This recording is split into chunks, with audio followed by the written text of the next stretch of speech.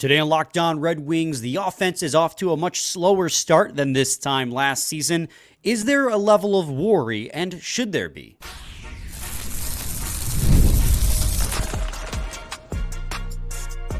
You're Locked On Red Wings, your daily podcast on the Detroit Red Wings. Part of the Locked On Podcast Network, your team every day. Really put the emphasis on that O and worry. Worry. Welcome back to the Locked On Red Wings podcast. We are your hosts, Brian Fisher and Scotty Bentley. Scotty's host over at Locked On Tigers, as well as a freelance journalist for the Detroit News. And I am a color commentator for Oakland University D1 Hockey. And today, we got an off day, so we have an opportunity to kind of take a step back and look at some trends that we see from this team early on through 6 games. One of the things going into this season we talked about, especially this opening month of October, Scotty, was getting out to a decent start. We knew it was a really tough schedule. 7 of the 10 teams you faced were in the playoffs last year. One of those teams, the New Jersey Devils, who you face tomorrow, who we'll preview in segment 3, is probably going to be a playoff team this season. They were just really injured last year and had poor goaltending and bad coaching, but they're a really young team with a lot of potential. And you have the Buffalo Sabres, too, as another one of those teams, with the Pittsburgh Penguins, who are both, fringe playoff teams going in different directions, but looking to make it. So it's a tough October schedule. So we'll talk about our thoughts on it so far, pretty much all month, all episode long, our thoughts so far. And we're going to lead it off talking about the offense because it's been much slower. But before we can get to that, I got to let you guys know that today's episode is brought to you by Game Time. Download the Game Time app, create an account, and use code LOCKEDONNHL for $20 off your first purchase. Scotty, all right. Dive right into it. I hope you're having a good day, by the way, buddy. You look nice today. Thanks, man. You do too. You're welcome. Thank you. I really just wanted you to reciprocate the compliment, so I appreciate it. Oh, okay. You were just fishing. All right. I was fishing. Line and sinker. He got me. So the Detroit Red Wings, 3-3 on the season so far. And before we can even talk about things we've liked, things we haven't liked on the season so far, I think the elephant in the room is the offense. We've talked so much about the defense in these first 6 games because we've had, Edvinson's here, Johansson's here, Hull was sent down, called up, Gustafsson's been kind of all over the place in his performances. So every single game we've talked about defense and goaltending, but we haven't talked a lot about the offense. And I think there's 2 reasons for that. 1, as previously stated, we're focusing a lot on the defense right now. 2, the offense really hasn't done a whole heck of a lot. And so my question to you, Scotty, is there a level of concern for you with this forward core, especially that top 6, which last year, especially with Larkin and DeBrincat, was out to a torrid pace through the first 6 games, has been nearly non-existent thus far? Yeah, to be honest with you, I kind of split my worry in half. This is. For me, I was over the summer and continue to be worried about the depth scoring. I think that there is a real legitimate concern that you are not going to get any offensive production from the bottom 6 in your lineup card. Now, does that mean you're going to be terrible or that single-handedly would make a team terrible? No. That's just something they got a lot of last year and was able to, bail themselves out a little bit at times with maybe some porous defense. So I am legitimately worried about the depth scoring, the bottom of the lineup card scoring, and if there is any on this team. And we talked a lot over the summer about how you let a lot of goals walk out the door. I think that is a direct correlation. The top 6, I'm not as worried about, and maybe that's ignorance. Maybe that's dumb faith that I have. But I don't know. I look at Raymond. I don't think he looks terrible. Obviously Larkin is Larkin.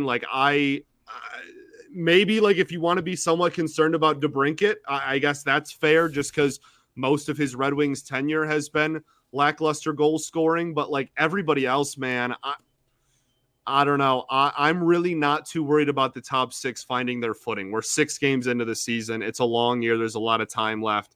I have all the faith in the world that we're going to get offensive production from those 5 or 6 guys at the top. It's the bottom 6, and if we're going to get any sort of offensive production from those lines, that worries me more. Yeah, it's kind of funny, actually. Ironically, I'm the opposite, where I'm like less concerned about the bottom six. You're right. Last year, we got scoring up and down the lineup, and that's how they saved themselves in a lot of situations. But for me, it's like, okay, if you're top six, you're with a full year of Kane, another year of development with Lucas Raymond, Tarasenko here full time, like they can make up for a lot of the offense we lost in the depth. And most teams like bottom six don't provide a ton of offense like the Red Wings got last year. The Red Wings were an anomaly last year. So for them to regress in the bottom six doesn't really worry me that much. It is like the pace of the play from the top six coming out of the gate that is a little concerning. And I think maybe last season the expectation was set a little bit too high coming into this year because of how guys like Larkin and DeBrincat started the year last year. Like they started off on a torrid pace. Larkin had 11 points through 6 games last year. He's leading the team right now with 4 points in 3 games right now, 3 goals and 1 assist.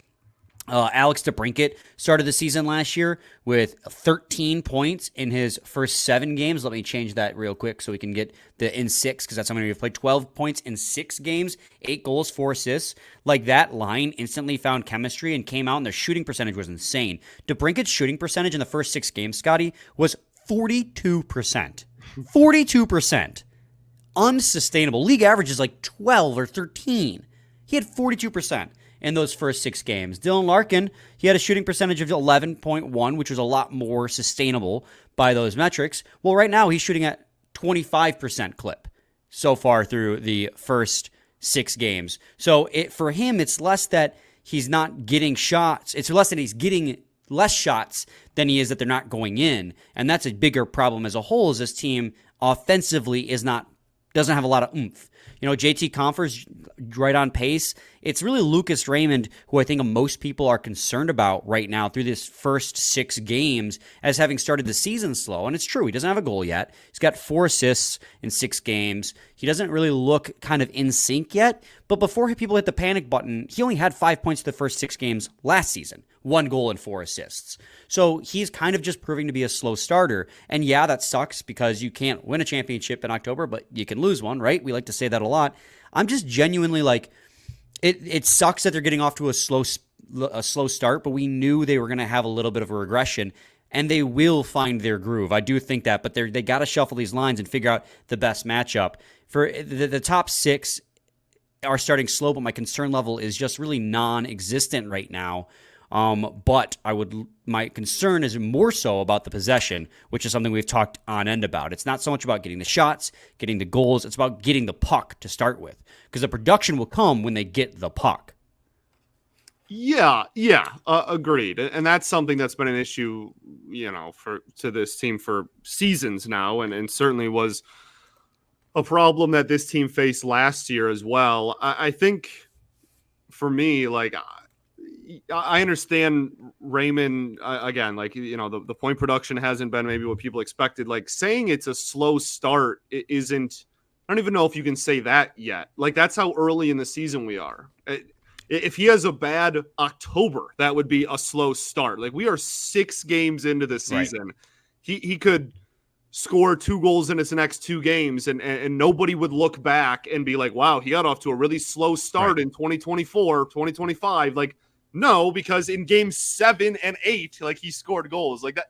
We're not even to the slow start point yet. Like, that's how early in the season we are. So, no, like, I need a much bigger sample before I even remotely worry about really. And like people, you could have said the same thing about Kane until yesterday. He didn't have a goal, and then now he has a goal, and now we're not talking about Kane having a slow start. Like, I think it's just I understand it's a very reactionary sport, and just kind of sports in general these days are very reactionary. But like, maybe give me till November 1st, like maybe even that, maybe even longer until I start talking about like slow start. We are 6 games into this thing. I have full faith that pretty much everybody on the top 6, sans maybe DeBrincat, is going to like figure it out at some point. I have a lot of confidence in that.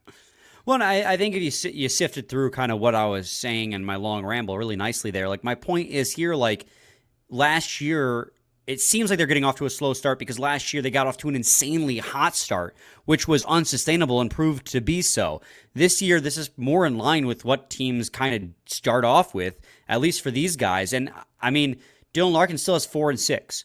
Raymond still has 4 and 6. Like, we're still getting production. It's just not always coming via goals. And I know that's what people want, but it's going to take teams a while to find their footing and get their chemistry. So, like, while the offense isn't scoring as much as I want, am I concerned about it? No, I'm more concerned about puck retrieval and in transition. The production will come when that gets smoothed out. But when it comes to the goal scoring, I mean, I'm not really all that worried about it, even though they haven't shown up a whole heck of a lot. Because you think about these games, right? Like, they haven't scored more than 3 goals in a game without the goalie pulled. So you scored 3 on Pittsburgh. You scored 3 against Nashville, or 2 against Nashville. 1 was an empty netter, right?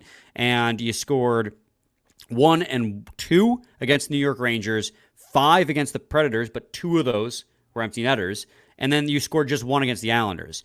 And all of that can be traced back to, except for the Igor Shesterkin game where you got goalie, just a lack of overall puck possession to create pressure.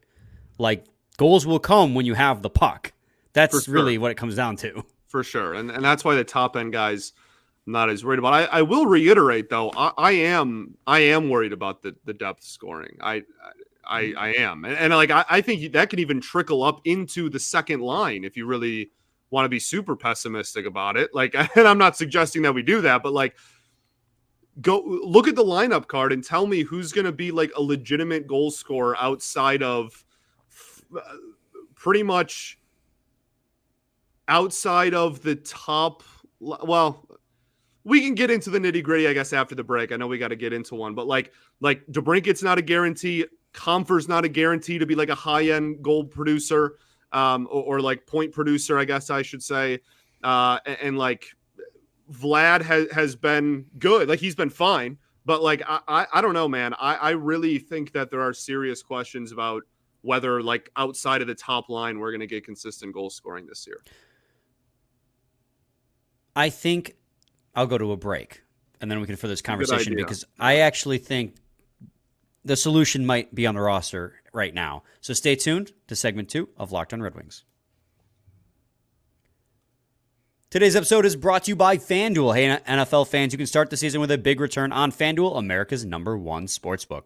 So when you get a hunch in the middle of the game, you can check out the latest stats, view live play-by-play, and so much more on the same page where you can place your bets. You'll get started with $200 in bonus bets guaranteed when you place your first $5 bet. That's FanDuel.com. Segment 2, Locked On Red Wings podcast.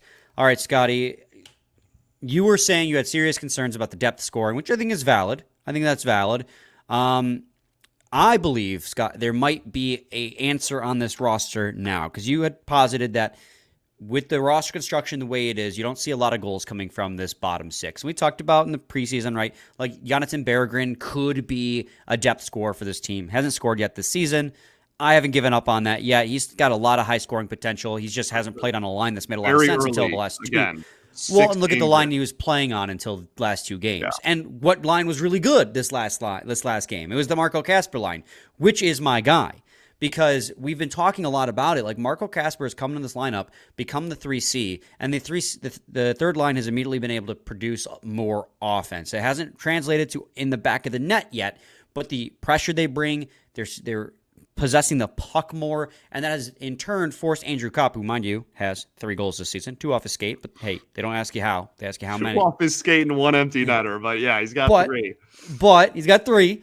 It pushes Andrew Kopp down to the 4th line, and it makes those bottom 6 so much better. So, like, when you're worried about depth scoring, I think that Marco Kasper, if he stays with the team, and so far he's earned the right to be here, I think he can go a long way to fix those issues. Not saying he's going to be some savior in depth scoring in his rookie season, but just because of the skill level he brings and the two-way hockey he brings, the physical nature, and the pretty solid playmaking ability we've seen too, he makes that third line into a threat when it's out there, against other third lines, pushing Andrew Kopp down to the 4th line where he's way too good to be on the 4th line. Like, that 4th line is going to feast with Andrew Kopp on it. And so, again, it comes back to this team needs to learn how to retrieve pucks in the freaking corner and transition. But talent level-wise, there's talent on this bottom 6 now with Marco Kasper creating that trickle-down effect to allow this team to score more goals. They just got to start converting. They got to find this chemistry.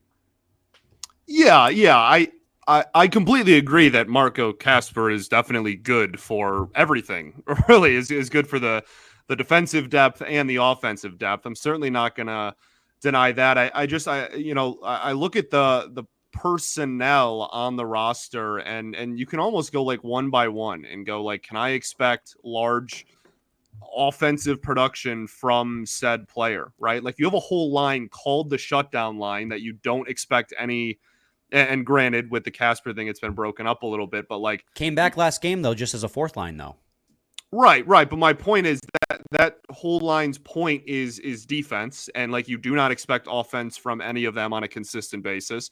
Rasmussen's been playing with Casper. You're not expecting offense from him. You certainly haven't got that any point this season. Berger, if like best case scenario, yes, absolutely. That would be great if he can end up being, that one of those depth scoring options. But was a guy that, as we talk about a lot, like got demoted last year and spent most of the season in GR. And then again, even like working yourself up to like line 2, like DeBrincat, not a guarantee for goals. Vlad, if everything works out, yes, absolutely, but like not a guaranteed high end guy. Comfort, definitely not a guaranteed high end like producer.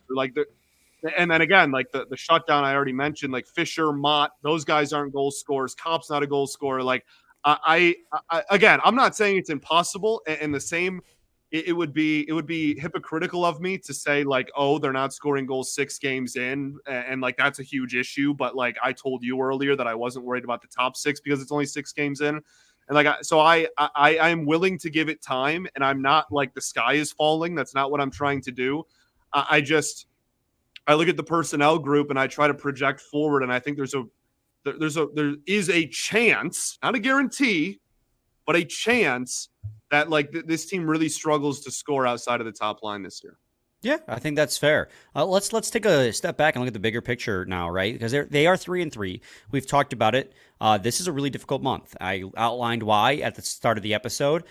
I just want to know, Scotty, like, what are your thoughts on this team as a whole? What trends are you noticing? What areas of confidence, areas of concern outside of the offense, which we just broke down? Like, what are your thoughts on a team that is accomplishing what we wanted them to do thus far, just in like not the prettiest fashion?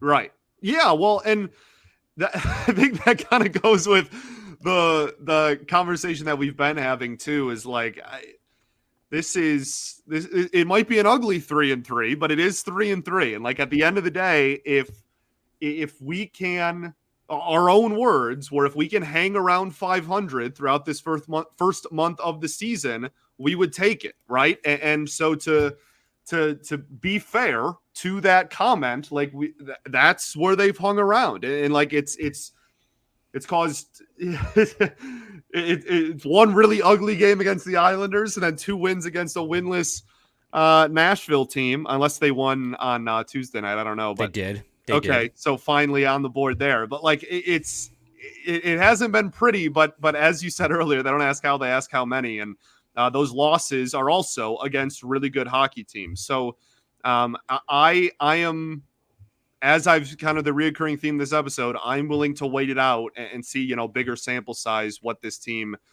can kind of form itself into. It's just, it's been it's funny because like, if you would have asked us going into the season, would you take 3-3 through the first 6? I think I'd probably say yes, to be honest. 2 games against the Rangers, Nashville, no one expected to be this bad. Like, the Islanders are the Islanders. Like, I think most people, at least I know most people that kind of had a similar mindset to us going into the year probably would have, but it hasn't been super pretty either. Well, yeah, you look at this game, the slate of games, and just on the result, like just look at the result. You go, losing to the Penguins sucks, 6-3 on your home opener. That's like inexcusable. If you're me going into the season, not knowing what the result would be, just staring at them. Nashville, you're like 3-0 win. Hell yeah, that must have been a great game. Back-to-back losses against New York, the understandable President's Trophy winners. Nashville 5-2 again. Heck yeah, that was a Cinderella team story last year. Right. And you beat them again, and then 1-0 New York Islanders, I'd go, yep, that tracks. So, like, on a surface level, they're doing exactly what we had asked them to do. It's just it's a very ugly way to do it. But if you look at them, it's just one of those things where I could play both sides of it. Like, on one hand, the same things that we've been complaining about the last few days are still true, right? This team is terrible getting the pucks from the corners, offensive or defensive zone. They're terrible breaking out of their own end, but they're doing a nice enough job in the defensive zone of limiting high danger opportunities, insulating their goalies so the face shots the goalies do face aren't the best quality, not talking Pittsburgh game notwithstanding, right? You've gotten a couple good goaltending performances. I think the goaltending is exactly what we anticipated, hot and cold. So, and you do play hard in a lot of these games. Like the New York game, you should have beaten New York the first time around when you lost 4-1. Igor Shesterkin just goalied you until you got tired. Right. The second Nashville game, you were toe-to-toe with them for the first 40 minutes, and then they pushed hard in the third period.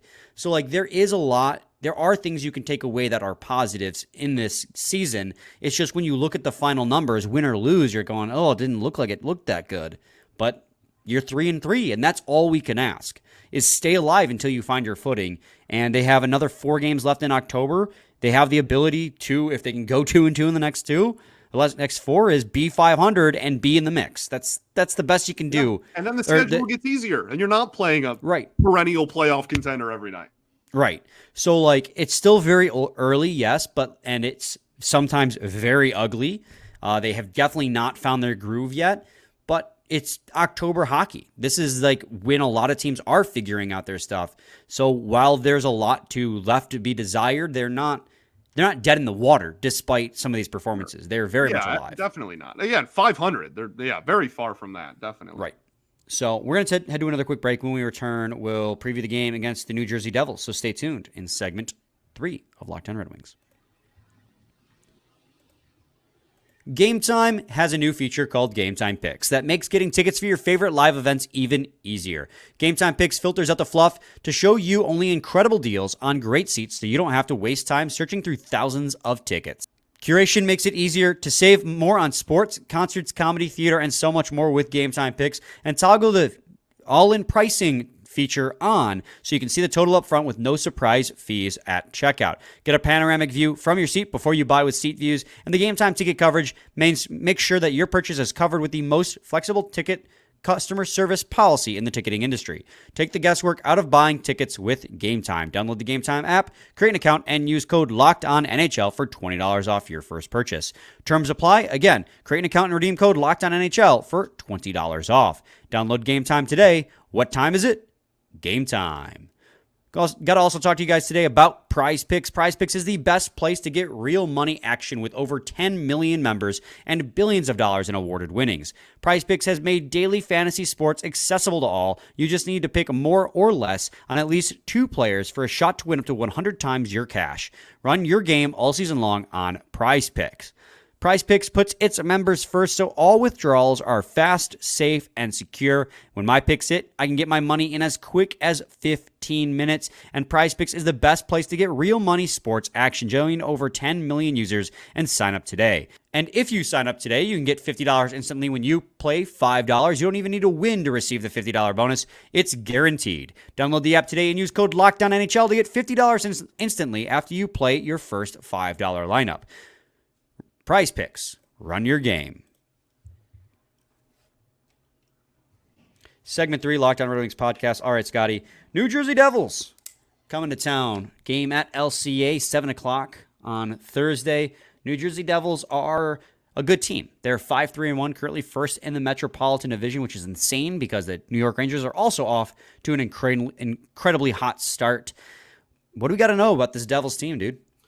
Yeah, well, last year was obviously a big step back, but they dealt with a lot of injury issues. I think it's probably like everybody was kind of on the bandwagon of, they're probably going to be a lot better than they were a season ago and kind of look more like they did 2 seasons ago. And yeah, the offense has gotten off to a great start. Obviously, there's a lot of high-powered producers on that offense, but really they've kind of just been an all-around team. Again, we're how many games are they in? 9, I guess. They've been really solid all around. They've, again, high-powered offense, but also really good on the defensive side. And yeah, this is another tall task. You're playing at home. This is at LCA. So you get a little bit of, hopefully, some home barn advantage there. But yeah, man, you're going to be a pretty heavy underdog, I would imagine, going into this hockey game. Oh, yeah, for sure. And where the Devils really excel is on special teams. They have the 10th ranked power play and 10th ranked penalty kill so far in this young season.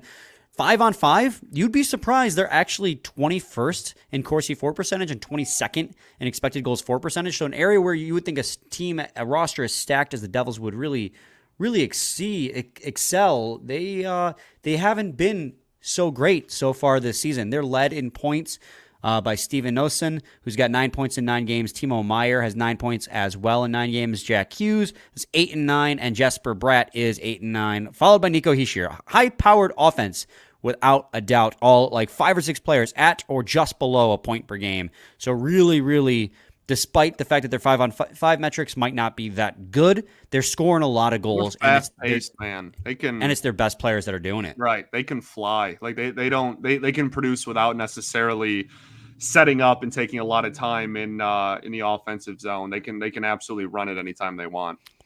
I think what's really killing them right now is their goaltending. Like Jacob Markstrom's been okay. He's got a .902 save percentage, but I think they were definitely expecting more from him going into this season because of, what they gave up to acquire him. They've struggled to find a good goalie for years.